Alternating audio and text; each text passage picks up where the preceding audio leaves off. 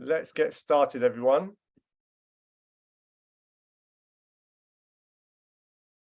So throughout the presentation, as people join, I'll be getting people to admitting people to the webinar. So bear with me if I pause. But thank you all for joining today. The event, as I've mentioned, is in partnership with CIAT. I'm very excited to be here today and to help you all as much as I possibly can and to just deliver as much value as possible. Welcome. Today is 100% about you. Take notes. Write down any light bulbs that go off in your mind because you're going to take away ideas on growth, scale, strategy. You're also going to learn the fundamentals of building a business in the right way, which is really important. And throughout the presentation, I'm going to be sharing common mistakes that business owners make when they start up their business. And so hopefully you can learn them and avoid them. So just to make sure everyone's paying attention, this is really important. As I mentioned earlier on, your participation in today's event is what's going to make it or break it.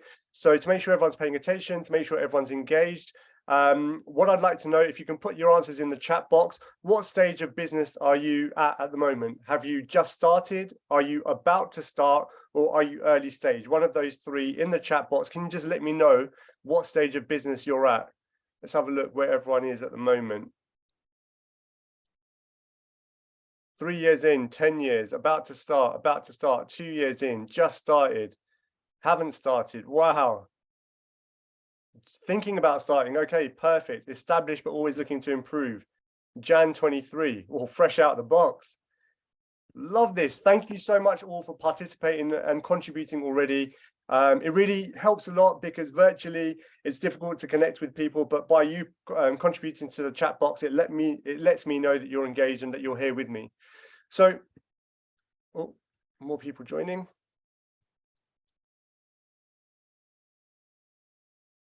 Today is all about how to start your business and grow. So we're going to be covering and touching on, because we don't have a huge amount of time, mindset, the structure to build a business, goal setting, efficiency and profitability, sales and marketing, and common mistakes and how to avoid them. So very briefly, my story. I won't spend a lot of time here, but my name is Cooks. Almost everyone calls me Cooks. My full name is Kuldeep Singh Sahota, and I'm a serial entrepreneur. I own 3 businesses, and I'm actually a business coach. And my story goes like this, that I started a property development business, sold out of that, and actually started a family business making chili sauce, as you do. My dad loves chili, and so he made this sauce, and we started bottling it in our garden shed. And the business just started to grow. We put it out there. People loved the story. People loved what we were doing, and they just started buying into it. We were in the press, we were on the BBC, we were exporting around the world. We started supplying the likes of Tesco, Sainsbury's, Ocado, Selfridges. It was a very, very exciting period of time. I attracted investment from angel investors. We were in Harvey Nichols and in Selfridges. And sorry, just letting more people in. And very soon after starting the business, I realized that this rapid period of growth in my life, I'd actually ended up hating, purely because, sorry for stopping the story, got more people joining. Yeah, I'd started hating my life purely because I was just working all the time. I didn't realize, but I'd actually created myself a job rather than building myself a business. We'd gone from our garden shed, making chili sauce, to being on TV and on the radio, being seen by millions online. And it was really exciting, but my boss was an absolute lunatic, i.e. me. No days off, 18-hour days, no social life. My health was suffering. My relationships were suffering. I had this like hustler mindset that I had to be working all the time. So the picture you see on the left-hand side of the screen is me celebrating in our old office, working at 10:17 p.m. on a Saturday night, because that's what I thought entrepreneurs and business people do. And in the middle, you can see that's my old house and my brother that we used as a stock room. I thought that was normal. It is absolutely not normal. And really, I just knew that something needed to change. I wasn't happy. And so I came across coaching by accident through a friend of mine. And it was so enlightening and so transforming that on the way home from my first session, I realized the biggest problem in the business was me. I was the bottleneck. I was causing all the problems. And in order for my life to change, I had to change. Now, this is really important because for those of you that are starting out or looking to make change in your business, if you want to make a note of that, change starts with you. And the picture on the right-hand side is my wife and I booked my first 7-day holiday in 7 years off the back of that first coaching session because I knew I had to change. And she was obviously very, very happy about doing that. So the reason I wanted to share that little story with you is purely because I want you to know that I've been on the journey. I've started my own business multiple times. I've made a lot of mistakes, and I've also learned how to make changes, and I continue to do so. I'm not perfect by any stretch of the imagination. But what drives change in me and in you? What's the magic pill? Well, the truth is that there's no magic pill. We coach extensively on a concept called the identity iceberg, sometimes for years, because transformation of self is something that takes a lifetime of work. And typically it works like this. So the image that you see on screen is a graphic of an iceberg above the waterline and below the waterline. Normally what we see is when people start to do things a bit different, we see above the waterline 20%. We see their behaviors, we see their decisions, and we see their actions changing. But really, they are outcomes. And I'll explain why. 75% of change in you and in your business and in your life comes from below the waterline, i.e. deeper and deeper inside you. The skills that you acquire, the beliefs that you have, the values, and your identity. So your identity is really deep level. I am. You know, you can say to yourself, I am not a salesperson. I am not a business person. And that self-talk is quite dangerous if you are embarking on this journey, you know, and the deeper you go, the more work it takes. But there's something missing here. There's a 5% missing. So I'll just ask you in the chat box, if we think of the analogy of the iceberg, what has to happen in order for the iceberg to either grow in size or get smaller in size? Just some ideas and some thoughts from you, please. What has to happen in order for that iceberg to change in size? Let's see what everyone comes up with. And look, feel free to write whatever you like. There's no right or wrong answer as such. Changing climate, motivation, environment. Any other thoughts? Happiness, external factors, Scott, adaptation, time, foundation, self-belief, coaching. True. Some really, really interesting suggestions there, and a couple of people hit the nail on the head. What is going to drive the biggest change in the size of this iceberg is its environment. If the water gets a couple of degrees colder, the iceberg is going to get bigger. If it gets a little bit warmer, the iceberg is going to get smaller. Likewise, with you as a person and as a business owner, your environment plays actually the biggest impact on what level of success you are going to achieve in your life and in your business. So what does this mean? This means your home. Your home is your environment where you spend a lot of time, your physical environment, your office space. It's also the books and the knowledge that you're taking into yourself. That makes up your environment. People is huge. Now, you can't always choose the people that are part of your environment. So, for example, family, but you can choose how much time you spend with certain people and how much time you don't spend with certain people. But the people in your environment play a huge part in how you move forward. Finally, it's your education. You know, you're all designers with CIAT. You've spent years gathering that knowledge, and you've been mentored and coached to become designers. So likewise, in your own business and in your own life, have a little think about what mentorship, what coaching, and what guidance you have in place at the moment to help you grow your business. And if you don't have that at the moment, where do you think you might be able to get that from? So as an action, what I'd like for you to do is have a little think about something. Consider where you are at the moment in your business. And just take a couple of seconds to jot down what new skills you think you may need to acquire and how you might change your environment. Maybe just 1 or 2 points in each of those sections. So what new skills do you need? Do you need to perhaps develop sales skills? Do you need to perhaps develop accounting skills or money skills, relationship building skills? Have a little think about that. What's missing? Finally, think about your environment. A couple of points around what needs to change in your environment. Do you need to spend more or less time with certain types of people? Do you need to start changing what's on your Instagram feed? Do you need to change what type of books you're reading?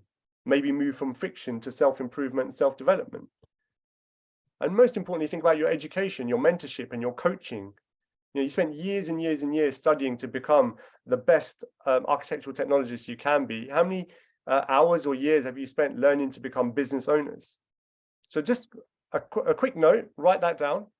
And if anyone is happy to share in the chat box, please do, because others are most likely going to be thinking it. What new skills and what new skills you need to acquire, and how might you change your environment? Sharing in the chat box would be very much appreciated.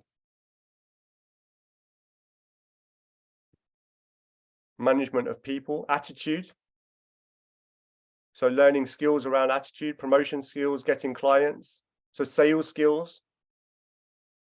Time management, very important to learn that skill.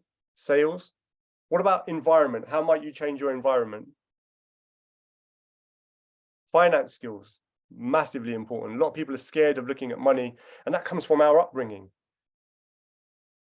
Time management, confidence, like-minded people, massive. Like-minded people is so huge. People, if you surround yourself with people who say you can, there's always a way to figure it out, then that's what's going to happen. If you surround yourself with people who think the other way, that's what's going to happen as well. Personally, learning how to adapt to different personalities. Yeah, that's a really important skill. So moving on, please do make a note of this and screen grab this, okay? There are 4 main areas of frustration in all businesses, whether it's as architectural technologists, in architecture, structural engineering, whether it's food businesses, in any type of business, there's 4 main areas of frustration. And it's this: time. So self-management, time management is a big area of frustration. I don't have any time. My life's in chaos. I'm too busy. It's a big area of frustration. People. So the recruitment of staff, the management of staff, hanging on to staff, finding staff, massive area of frustration. Money. So cash flow management, understanding profit and loss, efficiencies. Are you really making money on projects? Are your fees stretching far enough? The understanding of money in business is like understanding the lifeblood of a person. You know, it's like an ECG, I think they're called, in hospitals. And finally, marketing. Oftentimes, people are really shy to talk about how great they are and how great their products and services are for fear of coming across as brash or arrogant. But if you're a really well-kept secret, who's going to know about you and your service? So if you're going to start looking at developing skills, if you're about to start your business, or if you're in business already, develop skills in these 4 key areas. So time, team, money, and marketing. Jot those things down because they're going to help you massively. So what is a business coach, and is coaching right for you? Whether it's coaching in business, in fitness, whatever it is. This first one is really important, and for me was an absolute game changer when I learned the lesson. Ooh. So I'd like to ask you all, answers in the chat box, what is your definition of a business? What is a business? Answers in the chat box, please. Let's have a look what everyone says. What is your definition of a business?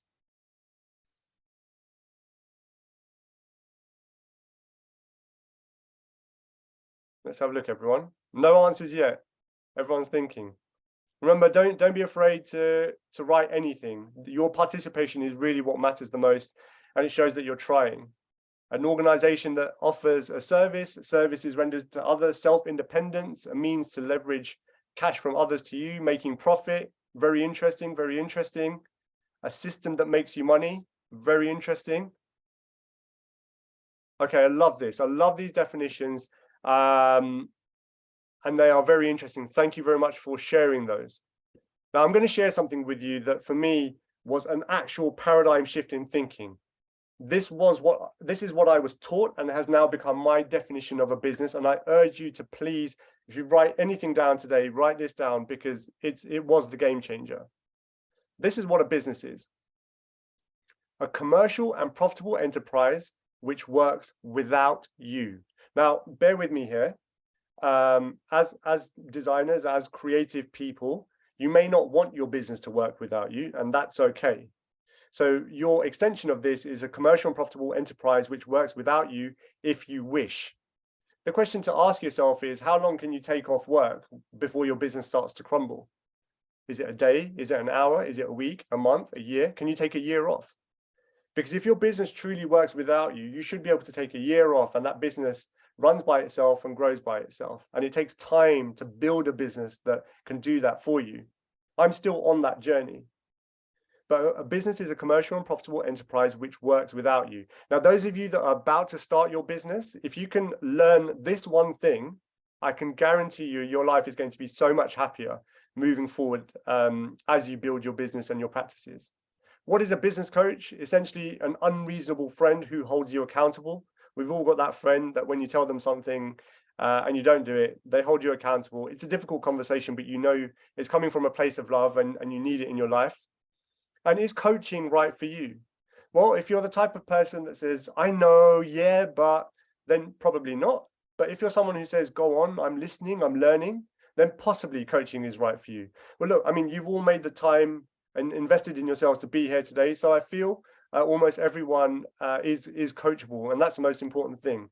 But as I said earlier on, in business, if you can learn this the right way, then you're going to be winning throughout life and as you build your business up.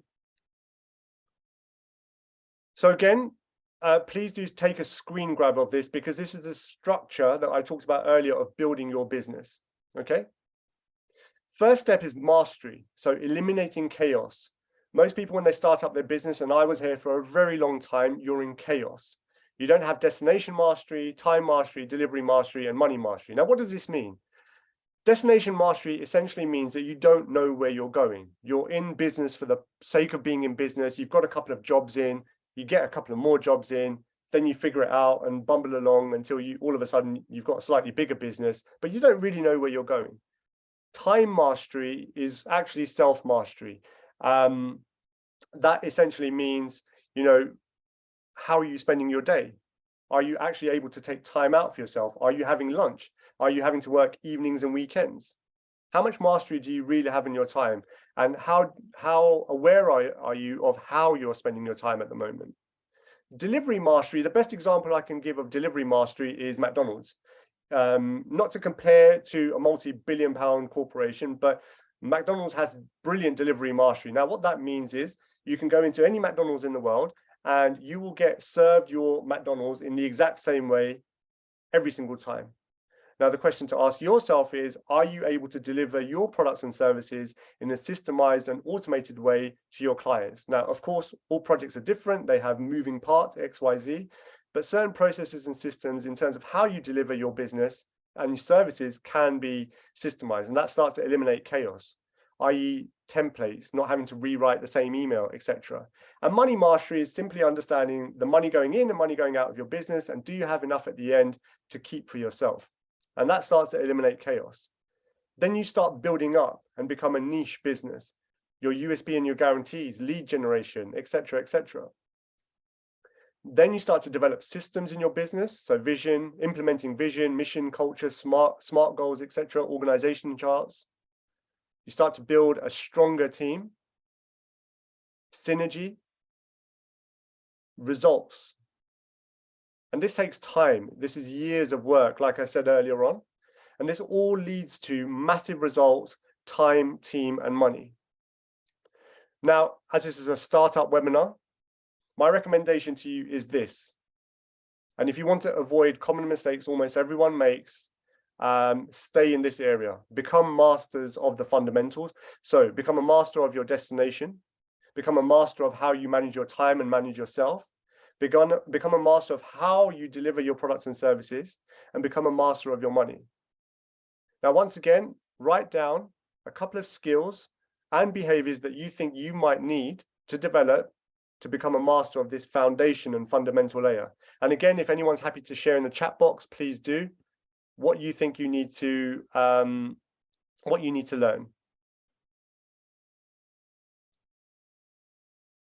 Just a couple of notes. If anyone is willing to share, please do. What skills do you need to develop?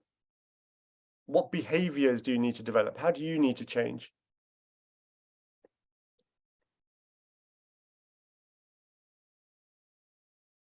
James is sharing, I'm really interested to develop passive streams of income. Interesting. Self-confidence, learning to say no, be brave, value myself and the service I provide. Time management.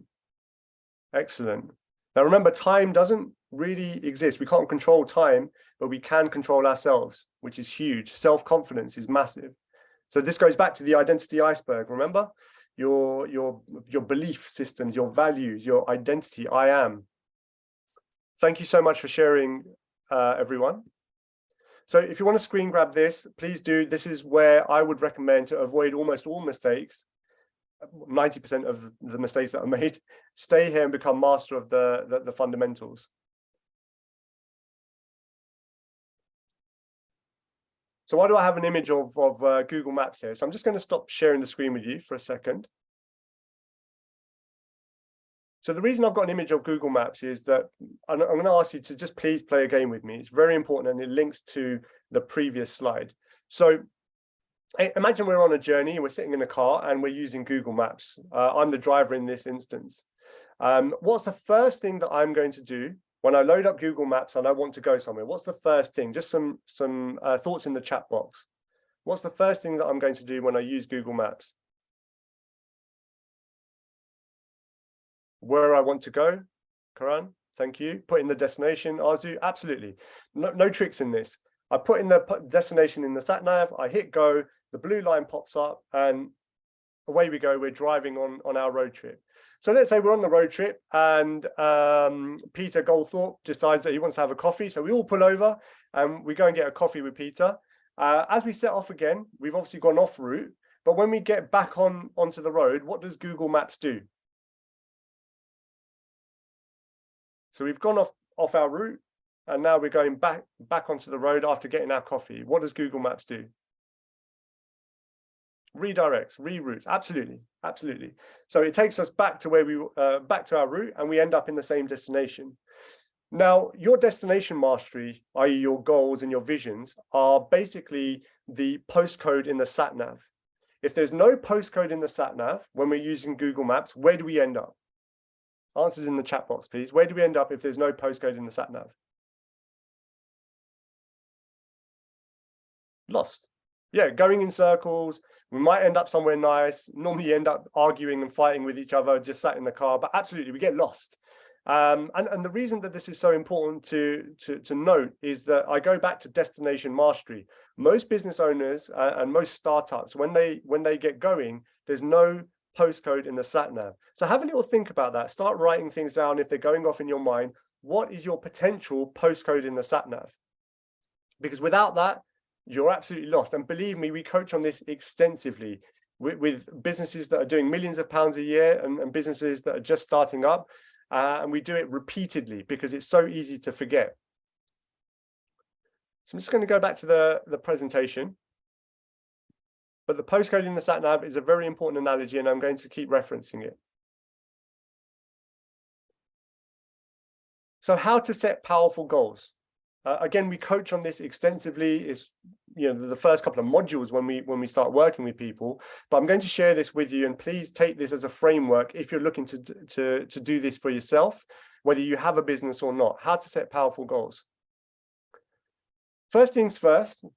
Write this statement down, start with the end in mind, or Google Maps analogy, whatever resonates the most with you. But you have to start with the end in mind, because if we don't put the postcode in the sat nav, we don't know where we're going. Now, if you've never done this before, ideally, I'd say look 12 months into the future, no longer than that, because you're going to have to learn and develop your skill, like anything else, in goal setting and being able to hit those goals. We then work backwards. So Google Maps analogy, we've got the route. We know where we're starting from. And then we start with what our top 3 priorities are for Q1. So Q1's almost finished. So think about Q2. So if you were to do 3 things that are going to move you that much closer to achieving your goal, what are those 3 things going to be? So again, just take a couple of seconds and jot down 3 things that you think might move you closer to a goal. You may have a very vague goal and you don't know what that is. That's okay, but just play along and see what's coming out of your head and start jotting that down on your notebook. But this is the framework. If you want to screenshot this, please do. It's vitally important, but this is the framework when it comes to setting goals and how to get into executing goals. But remember, your quarterly goals must deliver your end goal. So time to commit. This is very important. Action taking outside of what we do today is going to make or break how successful you are in taking the learnings and implementing them into your real life. So just in the chat box, who knows what SMART goals are? Just a simple yes or no, please. In the chat box, a yes or no, who knows what SMART goals are? No, no, no. Dan, yes. Couple of yeses. No. Perfect. Thank you so much for your honesty. Thank you for sharing. I was a no, believe me. I had no idea about any of this stuff. So a lot of you are ahead of me already. But this is what SMART goals are. Again, please jot this down or take a screen grab. Specific. So they have to be very specific. You can't just say, I want to go from London to, I want to go from the south of England to Scotland. That's very, very vague. Specific is saying, I want to go from St. Paul's Cathedral to Edinburgh Castle. That is very specific. It's got to be measurable. How can you measure the goal that you're setting? Well, if I use the Edinburgh Castle analogy, measurable is actually getting on the road and making progress in miles and reaching Edinburgh Castle. That's very measurable. How do you, that's tracking, right? Is it achievable? Yeah, it's achievable. To say that I'm going to go from St. Paul's to Edinburgh Castle in 1 hour in a car is not achievable. But to say that I'm going to do it in 8 hours if I drive non-stop, that's achievable. It's a stretch, but it's achievable. Is it realistic? Yeah, that's fairly realistic. And is it time-based? This is one of the most important things. If you're setting goals, they have to have a timeline to them because otherwise there's no end. And when there's no end, they never happen. So take a screen grab, make a note of this. You can YouTube SMART goals if you want to learn more about it. And I will also be sharing a like a learning document with you all later on as well. So please hang on until the end. I'm going to be sharing some QR codes, and then you can access this knowledge and these books that we recommend to help you along the way. So sales and marketing. I know this is a very important and powerful section. And again, we don't have a huge amount of time, so I'm going to cover as much as I can and try and give you as many nuggets of information that are going to help you move forward. So I'm going to stop sharing the screen for a moment. And in the chat box, what I would like to ask you first of all is, what is your definition of marketing? Now, whether you've got a business or not, I'd love for you to participate, but what is your definition of marketing? Answers in the chat box, please. Let's have a look what everyone comes up with. Answers in the chat box. Your definition of marketing. Promoting your services, saying hello, using my services, advertising, making potential clients aware, promotion of services, letting people know what we do. Okay. Perfect. Thank you everyone for sharing. Please write this down now. Okay. I'm going to share with you a very simple definition of what marketing is. And this again is a very common mistake that people make. They blend sales and marketing together. And they're actually two separate things that work in harmony. So marketing, if you want to write this down as an equation, write the word marketing equals lead generation. That's all marketing is. Now there's multiple ways to do marketing: social media, adverts, newspapers, blogs, multiple ways. But all marketing is lead generation. So someone putting up their hand and saying, yes, I'm interested in what you do. That's it. No more than that.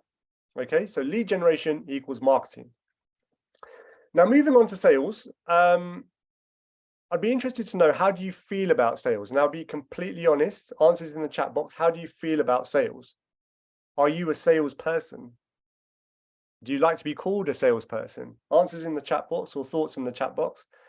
Love it, hate it, difficult, not confident. I don't know what sales is, not keen. Depends on the day. Happy salesman. I love the variation. I'm definitely not. Okay. So I haven't got a persuasive bone in my body. I love that. I love that. Forced into it, Kelvin. Wow. Okay. Well, thank you so much for sharing and your honesty once again. I'm going to give you an equation, what sales is. Okay. So if you write the word sales equals helping someone to buy your service. That's all it is. Sales equals helping someone to buy your service. That's it. Okay. Now, yes, there's negative connotations of being a salesperson out there. But a question, if you want to jot this down and ask yourself, is if you are not able to sell your business, if you're not confident and happy selling the services of your business and helping your clients buy, then who's going to do it? Yes, you can hire a salesperson, but if you don't believe in your own services and your own products and you're not able to help your clients buy, why would anyone else want to do it? So sales equals helping someone buy your services. Now, how do they work in harmony? So marketing equals lead generation. So you've got people putting their hand up saying, yes, please, I'm interested in what you do. I'm interested in your design services. And sales is taking that lead through a process and helping them buy your service. Now, everyone's got different processes to help you buy whatever it is that they're selling. And it's down to you to develop your own process and method. Some people call it a funnel. Some people call it a sales matrix. There's so many different ways to name what it is. But ultimately, it's taking someone through a journey to help them buy your services.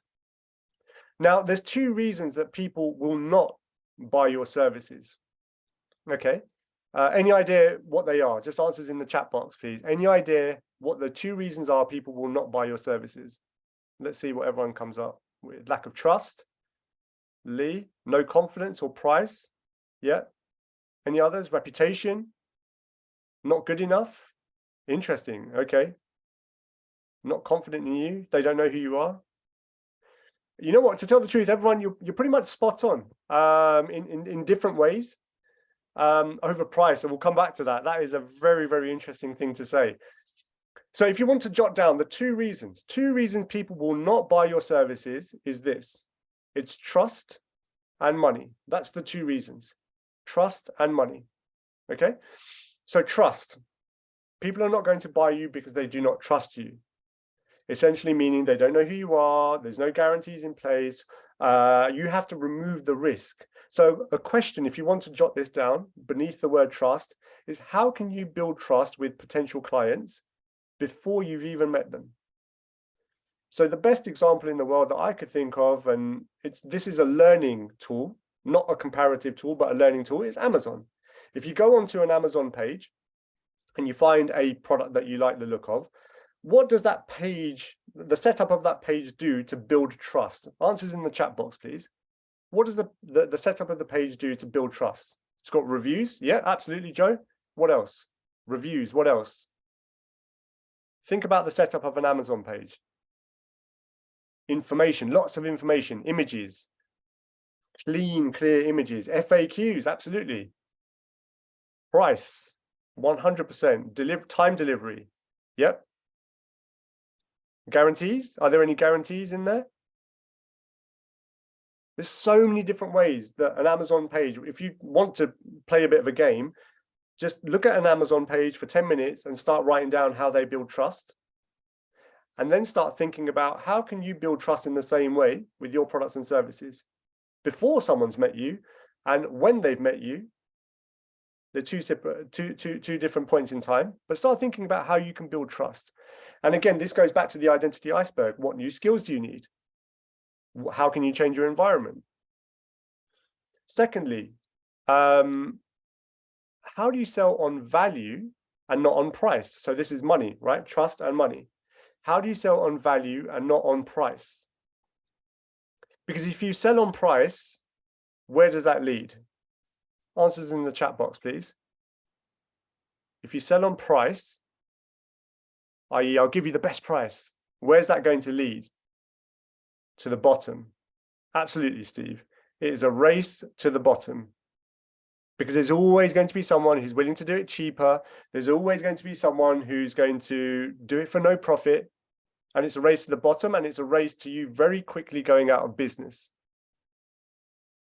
Cutting corners, absolutely. It's negative.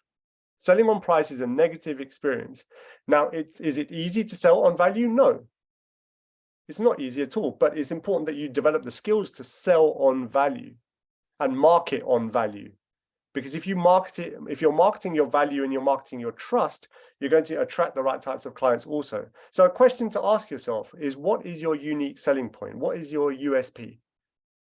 Not that you're a great designer, because I'm sorry to say no one cares. As well as you might be, but no one cares. It's like when we had our chili sauce. Genuinely, it's one of the tastiest chili sauces out there, and our crisps. But when you meet someone new and go, oh, it's really tasty, it's the best chili sauce on the market, they don't care because they don't trust me and they don't know anything about it. So my value in my family business, for example, was my family story. The fact that we started in a garden shed in East London and we grew the business and we worked together, that was my family story. And then the value of the brand and the positioning of my branding and the content that we were putting out on social media helped build a huge amount of trust in people. And they were happy to pay just that little bit more for a product that was made by a family. So think about yourselves. What is your USP? How can you sell on value and not on price? And once again, I'll be sharing learning knowledge at the end of the webinar that you can take away and use. So let's get back to the presentation.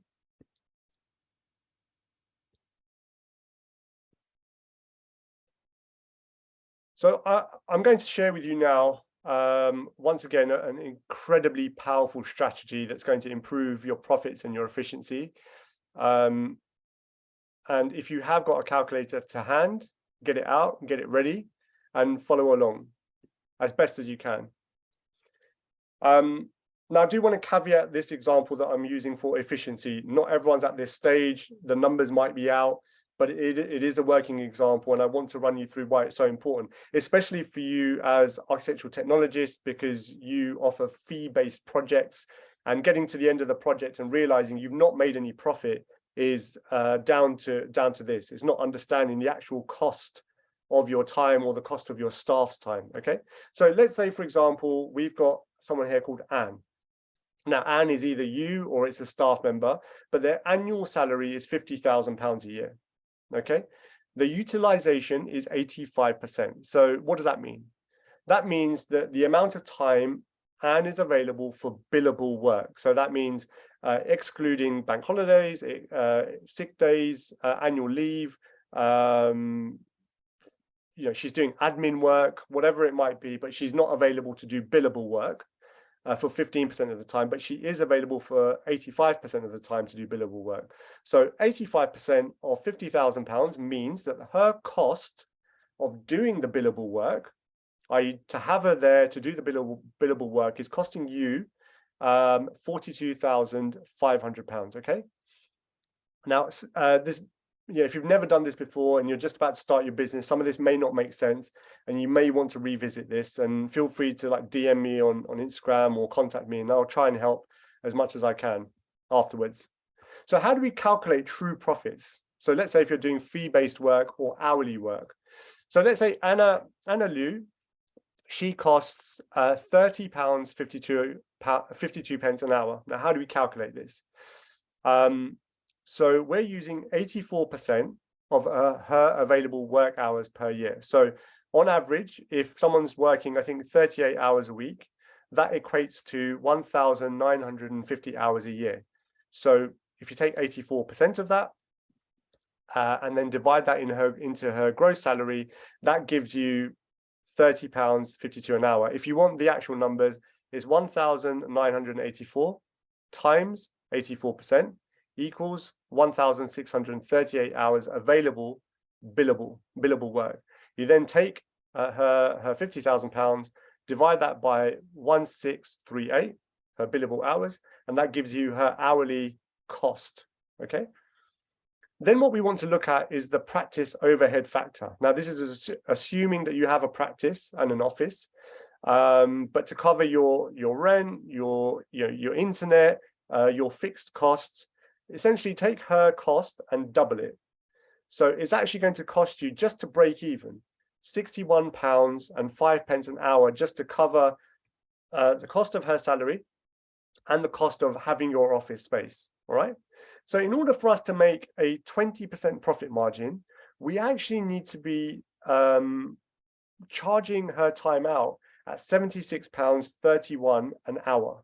And that means that if we, for example, we round it up to £77 an hour, we make a 20% profit margin. Okay. Now, oftentimes what happens is, if you're unaware of your hourly cost, either by yourself or your team, and you're unaware of how much time you're actually spending on a project, if you put a fee proposal in at a fixed amount, which is okay to do, but then that fee proposal ends up taking double the amount of time, that's going to not only eat into your profit, but it's going to start costing you. So if you think that, okay, this project is going to take me 10 hours, and you've based it on, let's say, doing it at a break even, £61 an hour, but it ends up taking 20 hours, it's actually costing you so much more, and you're losing money on that particular project. So as I said, please take a screen grab of this. If you've never done this before or looked at your business in this way, it can be a lot to take in, and I've just thrown a lot of numbers at you. But please do take a screen grab of this and start to understand it as best as you can, and start to ask questions. Just out of interest, any questions on this before I move on? Because it's really important that this hits home and part of it resonates with you. Any thoughts or questions on this?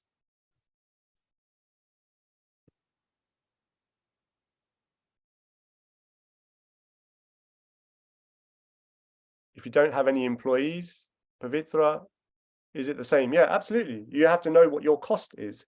If you're paying yourself a salary in your business, or you're taking dividends, it's important to understand. Yes, the presentation will be available afterwards.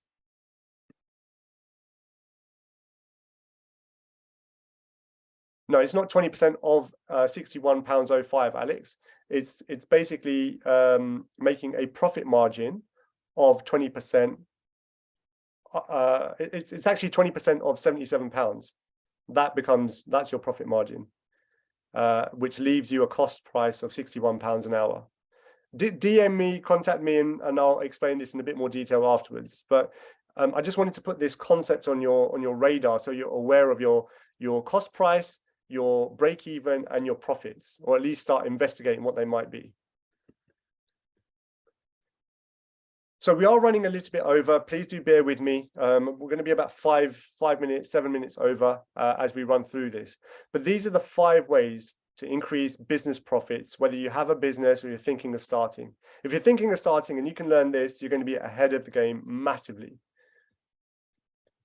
So in the chat box, I'd like to ask you, what are the items in yellow versus the items in white? What are the items in yellow versus the items in white? Answers in the chat box, please.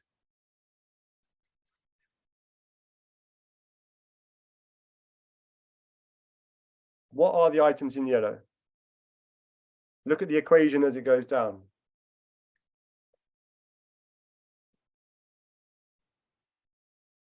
Karan, Rohit, results, actuals. Yeah, spot on, everyone. Like I said, look, you guys are all ahead of me. I couldn't figure this stuff out when I was first shown it. But absolutely, the items in yellow are outcomes. They're results. They're actually not really that important. The outcomes and the results are not really that important. Now, what is important, and I please, I implore that you write this down and you make note of these 5 metrics, because they are the most important.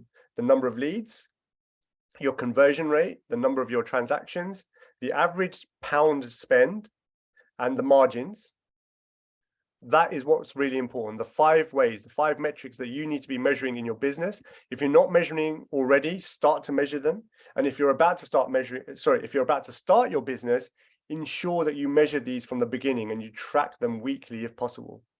So let's do a working example. What is the 5 ways? How does this work? Okay.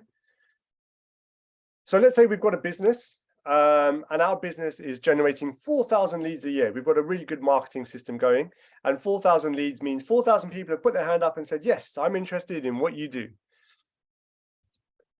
We've got a conversion rate of 25%. Just so that I know where everyone is at the moment, does everyone know, what do you think a conversion rate is? Answers in the chat box, please. What do you think a conversion rate is? So if you've got 4,000, those who actually buy from you. Yeah, Peter, exactly. Appointments. How many leads become clients? Absolutely. So we've got 25% of those 4,000 people have become clients. Okay. So we've got a decent conversion rate. So we've got 1,000 customers. Brilliant. 1,000 customers. Now in this particular business, they buy from us twice a year. Okay. Let's say we sell really high-end coffee cups. They buy from us twice a year. Okay, and every time they spend money with us, they spend £100. So the first time they buy from us, they spend £100 on high-end coffee cups. The second time they buy from us, they spend £100 again on high-end coffee cups, which means we have a turnover of £200,000. So if you put it into your calculator, 1,000 customers times 2 transactions a year times £100 each time gives us £200,000.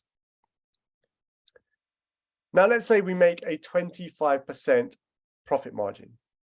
Now, in this example, let's say it's a net profit margin, and I'll have to explain this another time. Again, we coach on this extensively. If you don't know what profit margins are, it's basically just how much you get to keep, okay? But let's say in this business, we make a 25% profit margin. So that means at the end of the year, lovely, we get to keep £50,000, let's say before tax. Well, great, we've made £50,000. Now, this is why the 5 metrics, the 5 ways are so powerful, especially if you're just about to start your business and you're not doing this already. This is going to be an absolute game changer for you. What if you increase in all of these areas by 10%? What's it going to give you? So if we increase our number of leads to 4,000, it's going to go to 4,400. So let's say our marketing's gotten a little bit better. We've got a couple of viral TikToks going out. We've had a mention in a design magazine. For some reason, our leads have gone up. Okay, we've improved our marketing. Now let's say we improve our conversion rate by 10%. So the number of leads that are coming in, we're actually converting just that little bit more. Maybe our sales process has improved. Maybe our marketing is just that little bit stronger, and we're building more trust before they even come to us. But for some reason, we're increasing the conversion rate. Answers in the chat box if you've got your calculators at the ready or you think you can figure it out. What do you think our number of customers is going to go to? If we're increasing everything else by 10%, what's our number of customers going to be if we increase those 2 metrics by 10%?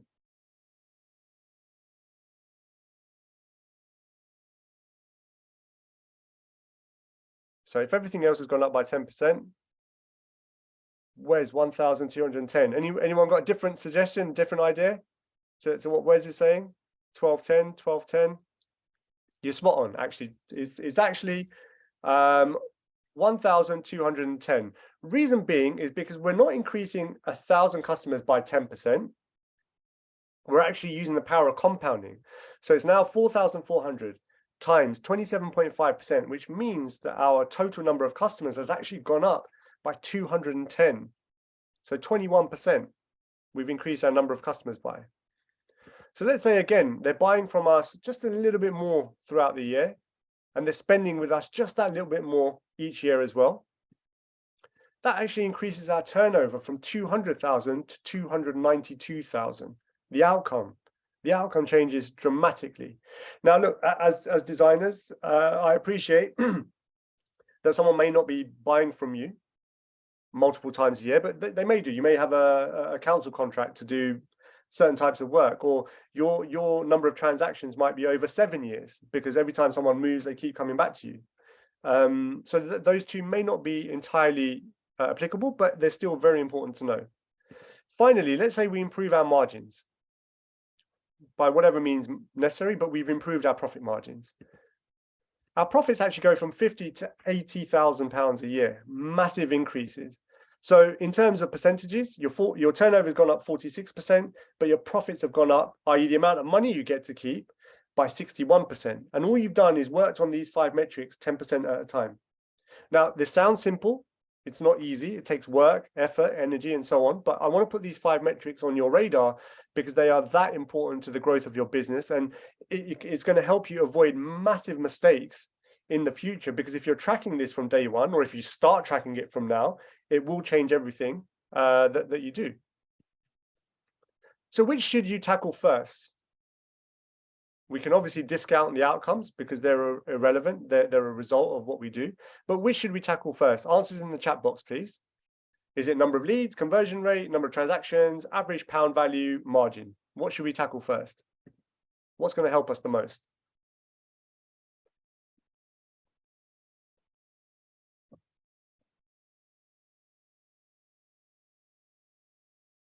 Leads, conversion, any other suggestions, Ryan?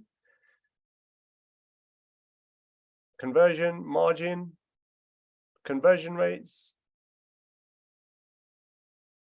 Very good, very good. A couple of people have said leads. Let's have, what else? Margin. Absolutely. Most of the time, people try and work on getting leads in, but that's actually the most expensive thing that you can do. Your margins are going to give you the biggest win instantly. And why is that? Because there's nothing stopping you literally increasing your prices by 10%, and overnight your business is going to start making more profit margin. Now, yes, you're going to have to learn to maybe tweak and adjust the way in which you deliver your services, but a 10% increase in your fees changes your profit margins overnight. Next is your conversion rate. And you may already have a database of people that have shown interest in your service, but you've not converted them yet. So maybe you can go back to them and start working on your conversion rate.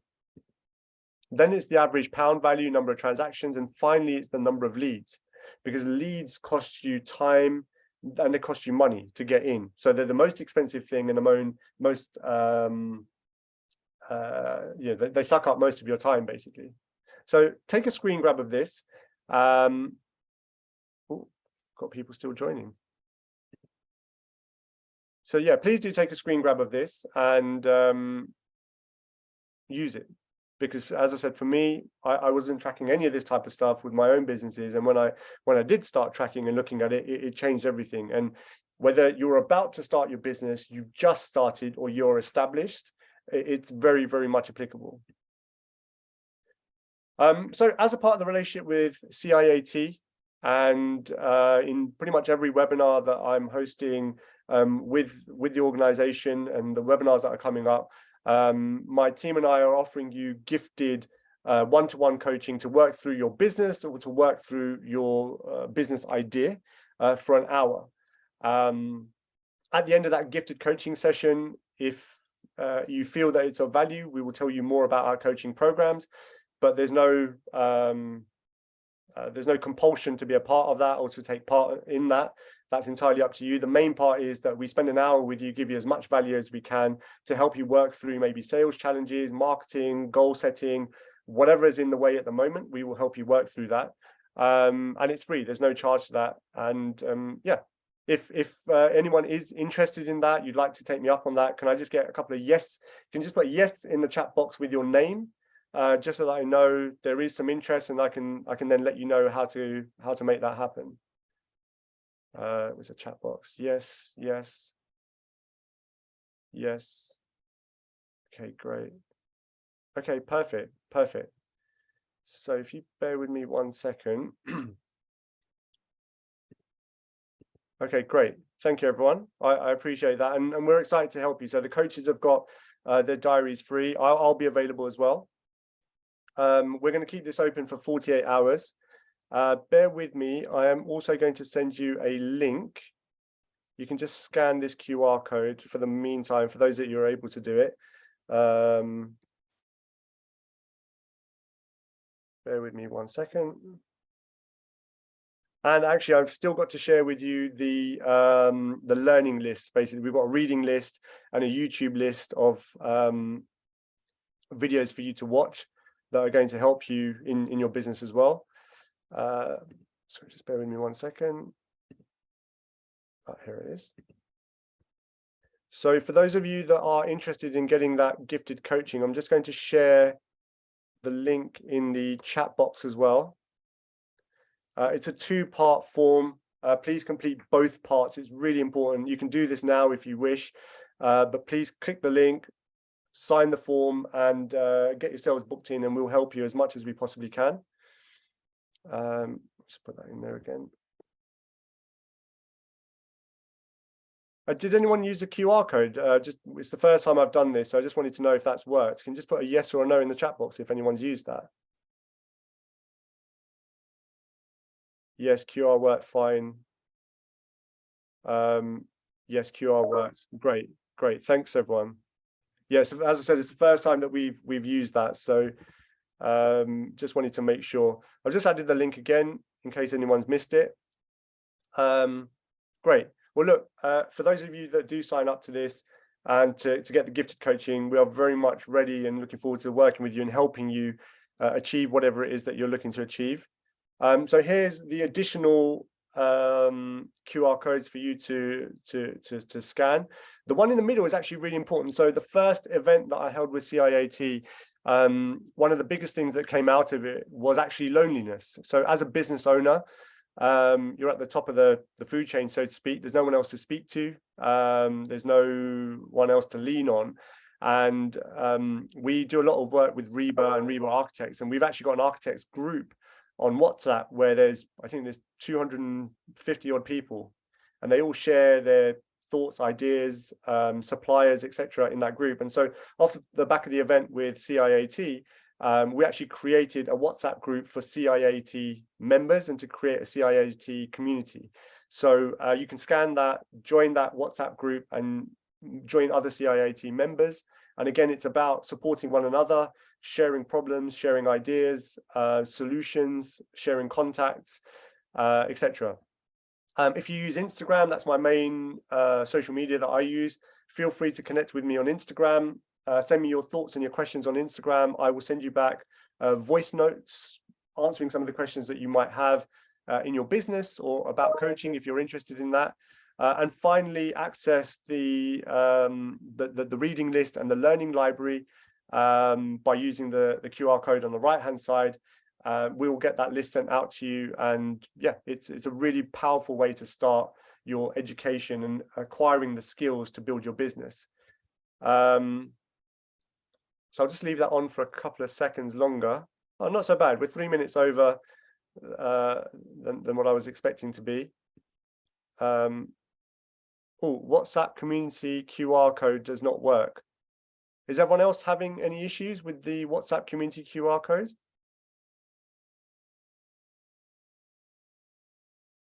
No, reading this QR code not working. Oh, sorry. My mouse pointer is over there. There you go. Is that better?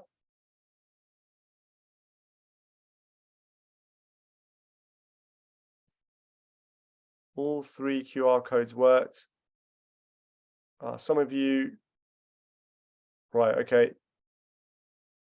Okay. So what I'm going to have to do, can you just put your name in the chat box and what QR code has not worked for you, and then we'll have to add you manually to the list if anything's missing. So if the coaching QR code didn't work, just put your name and coaching stroke WhatsApp stroke whatever, and we'll add you manually. Can you just put that in the chat box, please?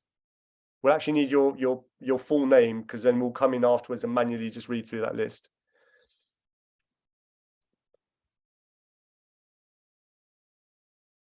Okay, yeah, feel free to carry on adding. Okay, so I'm just going to stop sharing. And if you wish, you can unmute yourself, and you can share your video as well. Noura and Joanne, if you're still both there. Thank you very much for putting this together and getting all the members, putting this in front of the members and having them turn up. Are there any questions? Does anyone want to get any clarity on any of the topics that we've covered? We whizzed through so much. There's so much content. This will be emailed out to you. The recording will be emailed out to you after the event. But yeah, any questions that anyone wishes to ask? They can be specifically about your business. So I've got about 10 minutes, 10 or 15 minutes if you're willing to hang on. If there's real world scenarios that you want to work through, maybe to do with the efficiency, sorry, the hourly rate in your business, maybe it's your fee structure, maybe you want some help around your sales and your marketing. I know it can be daunting for some if you know, to get in front of people and to speak, or you could just put it in the chat box. Advise on startup grants and business plans. Alex, startup grants, no. Business plans, if I'm being honest, I just don't think they work. I think they take up a huge amount of time and don't really have a huge amount of value. They sit in your folder somewhere. What does work is goal setting, very simply, by setting a very clear goal. And having clarity on a goal, not only for yourself. So this is really important, actually. I didn't share this earlier. A big kind of regret was for people not knowing their why. So what that means is, why have you actually started your business? Not the actual why for your business, but you as a person, why have you started your business? Maybe you want freedom. Maybe you want financial freedom, creative freedom. Maybe you want to build a legacy business to leave for your family. But why? What is your why? Why are you doing this? Because most times what happens is people, they get a couple of jobs on board and they think, and they're employed somewhere, and they're like, oh, I think I can do this by myself. They go away and do it. They start getting a few more jobs, and they don't actually realize why they started doing this in the first place. So ask yourself, what is your why? Postcode in the sat nav for yourself, and then a postcode in the sat nav for your business, and that's way more powerful than any business plan. No, my pleasure. Everyone's saying thank you. I appreciate it. I'm really grateful that you all stayed to the end and engaged. That really means a lot to me. Clear set of goals and methods of achieving, really important. And look, goal setting is an ongoing skill. You know, I'm still working on it. I'm still not perfect, and I've written goals and scrapped them an hour later because they've just not been the right things for me. Any advice on how to get clients to pay after work has been done? I have a couple of clients that haven't paid for several months and ignore calls and emails. Sam Matnock, great question. Multiple ways to do this. You essentially need to start escalating. So you can email them and say, look,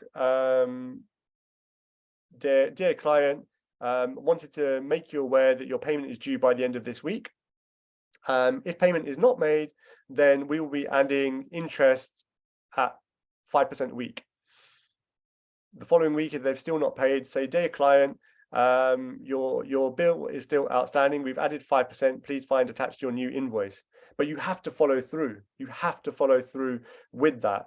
Yeah, absolutely, Ryan. Set clear boundaries and enforce the contract. Yeah, nicely. Not nicely. You know, you have to tread careful with nicely, because there's this whole kind of fear around offending clients and all the rest of it. But really, they're taking advantage of you if they're not paying. You're a small business. Why would you, not to say be mean and aggressive to people, but why would you want to, you know, be anyway but firm with someone if they're not paying you?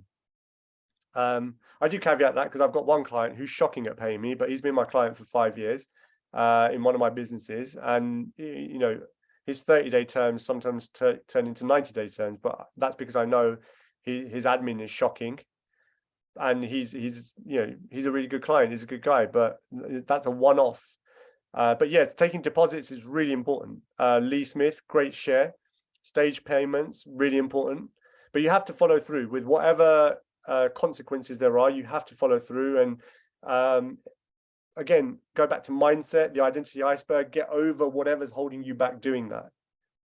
And if you're afraid of losing the client, maybe it's good that you lose that client, because do you really want someone that's not paying you? Ask yourself that question. Let's have a look. Small claims court. Yeah, I think before you do that, start escalating and then tell them, look, we're going to go to the next step, which is a CCJ. Any other questions? Have you suffered from burnout, Stan? Oh, yeah, absolutely. Absolutely. With my own businesses. That's why I got to a point where I just hated it. I just knew that I didn't want to do this anymore. I was working 18-hour days. I thought that's how life was supposed to be. And I wasn't making money, even though I thought I was. It's like, is it really worth it? And so realizing that I was the block, realizing that I was the problem, helped me start to overcome that burnout and make changes. Like I talked about, changing my environment. I started coaching. I met people and made friends with people who are doing what I aspired to do. I started reading books, listening to books, should I say. YouTube videos, podcasts, my Instagram feed changed. Let's see, any other questions?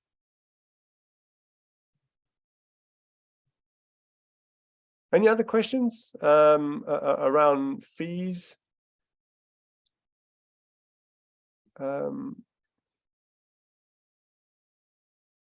After quoting, what's the best way to get feedback and not ghosted by quotes? That's really interesting, Peter. Well, I would say positioning is really important. This becomes part of your delivery method. Okay, so oftentimes what can happen is that you send a quote out. Someone asks you for a quote, you send a quote out, and that's it.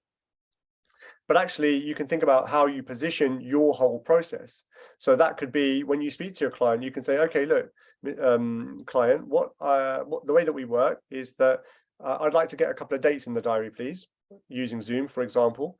The first date in the diary is initial consultation. Let's book that in. Fantastic. The second date in the diary is when I'm going to be sending you your quote. And then the third date in the diary is a quote review. So you book that all in the first call. They know that it's going to be happening. They agree to that.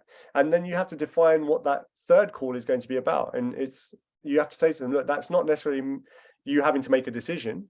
That's working through your quote, explaining it to you, understanding how that's going to impact your project and what we might need to change and tweak to make it work for you. You also need to define up front if they're just searching for quotes or if this is a serious project.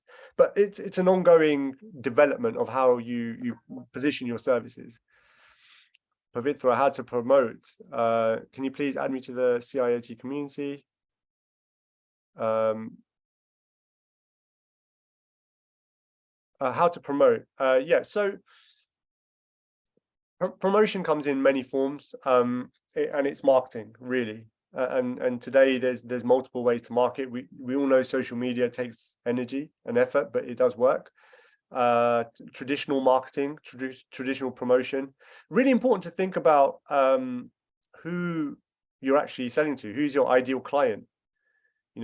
Write that down. Because if you don't know who you're selling to, then your marketing is going to be very vague. But if you know exactly who you're selling to, they're a certain age, they're based in a certain part of the country, they're interested in sustainable ecology, they're interested in this, then all of your marketing can be geared towards serving them. There's a great book called They Ask, You Answer that will help overcome promotion and how to promote.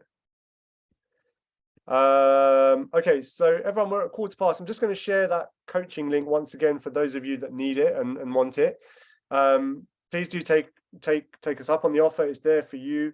And as I said, at the end of the coaching call, if you found value in what we do, we will ask you, look, would you like to know more about the coaching? If you would like to know more, we'll tell you. If not, that's okay as well. We shake hands and hopefully you get even more value from the session and make further changes in your business. But if there's nothing else, thank you. Thank you very much. Thank you, Steve. Energizing, great. Really appreciate all your feedback, and this will be emailed out to you as well as other information. So if you need anything, please stay in contact. Those of you that are joining the group, looking forward to speaking to you in there.